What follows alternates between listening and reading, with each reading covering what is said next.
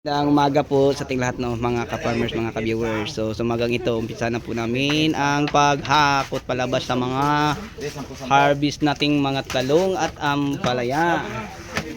Yan po mga ka-farmers. Yan ang ating mga harvest na ampalaya. Yan ang mga talong. At dito galing karami ang aming RBS. Okay, may video na kami.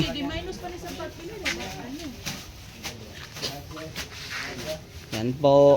Ang total sa hali natin sa una 54 to 58. Kaya ang liwan din kay kung naman ito 56 40. Din dire 54 mo niya kung halin dire dito tanan on. 45 500 plus 1980 plus 8,000 plus 560 56 40. Magkano ang cost sa ampalaya? Correct eh? Magkano ang cost nila sa playa? 65 65 ang sa talong. 60 So 60 plus 3,000 times plus 60 man kung alin sa 1,000 kilos.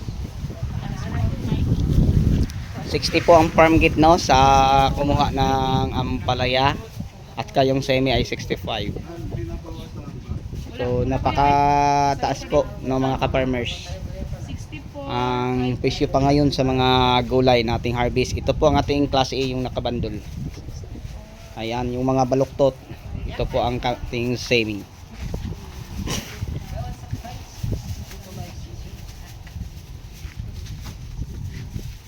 Royang laban. Naaban lang alaksa. Yun nila kayo, ano binta di ba? Mga 40 pa ni. Ikaw na lang. Ikaw na lang. Okay, so yan po na mga ka-farmers. So yung ibang gulay pa Manila, yung iba ay Tanawan. So yung nakalagay sa clicks ay para pa ano po, Manila. Sorry sa resibo tayo kasi Okay, so sa inyo lahat hanggang dito na lang. Maraming salamat. Bye.